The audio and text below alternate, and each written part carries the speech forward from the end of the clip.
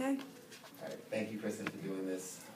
We're just gonna debrief the lesson that I observed the other day, and I'm gonna give you some feedback, and I'm gonna walk you through the evaluation tool that I used, that I gave you earlier, and then we'll evaluate you, and then you're all set. So thank you.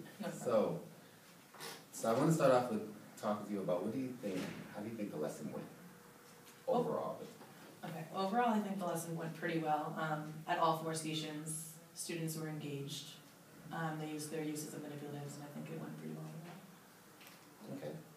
So any particular strengths that you feel happened, or anything strong? Yeah, I think that it's really important that the students were engaging with the material, and in our classroom we always talk about how kids need to be not only always asking teachers questions, but working with their peers. Mm-hmm. So making sure that I had conversations not only with students, but the students were talking to each other, and I think that went really well.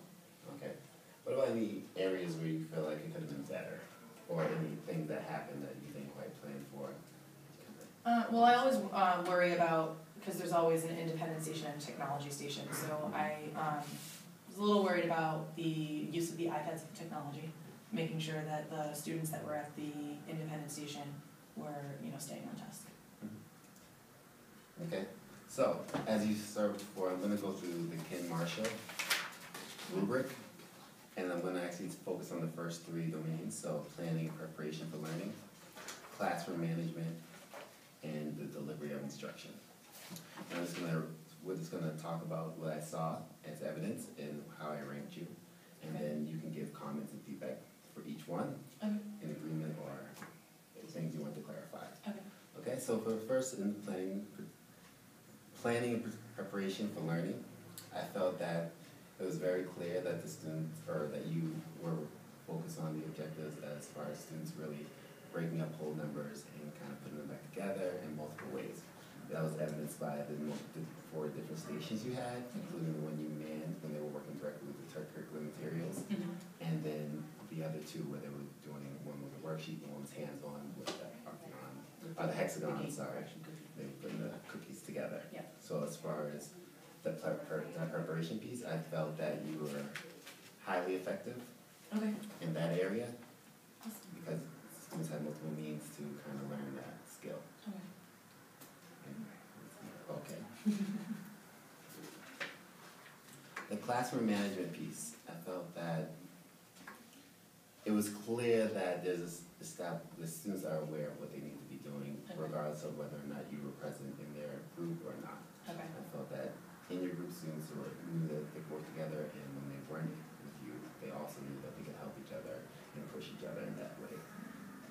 As far as students working with the technology, so the station that was on first in math and some students were on an iPad.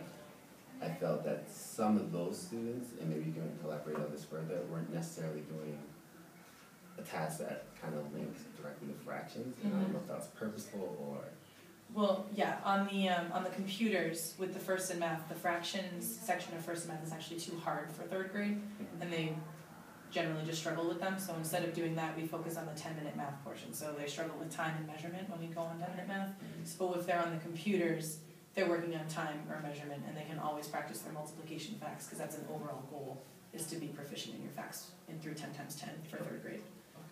The iPads is where we focus on the fractions, and they could go on 3 different apps to give them kind of the idea of being able to have choice in the classroom. They can do pizza fractions, fraction identification, and I think what's called packet fractions. So there's a lot of choice involved with their technology.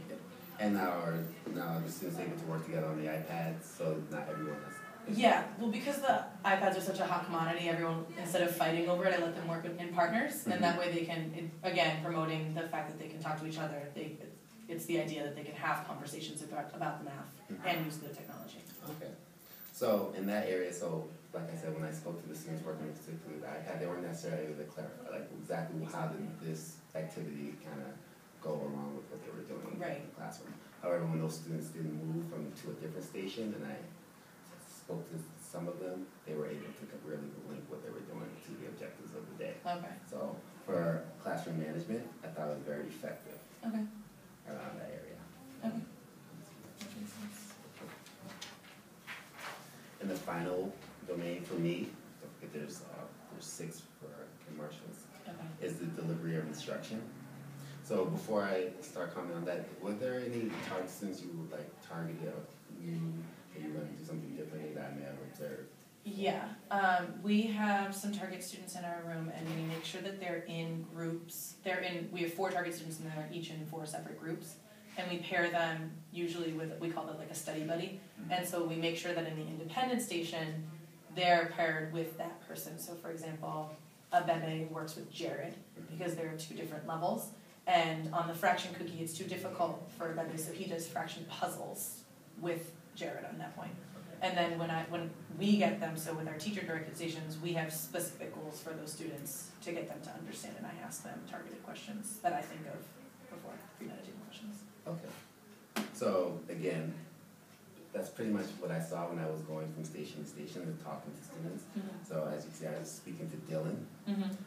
Dylan was in the unmanned station working with the fraction cookies, putting them together, and when he was rolling the die, you can see that he was struggling with the smaller fraction and kind of how to replace them with a bigger fraction piece. Yeah. And actually the student next to him, a female student next to him, is actually kind of helping Cassidy. him. Yeah, Cassidy, kind of actually helping him actually solve those problems. Being able to do it, yeah. They could work together in that area. The same thing is when I went to the number line, and they were actually using the number line to actually solve those word problems. Yeah.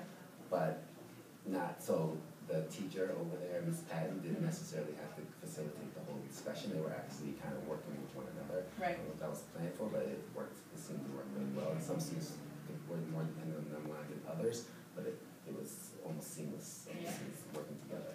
And then obviously in your group, I saw that students had the change as well. Working with money, yeah, the fractions of a dollar.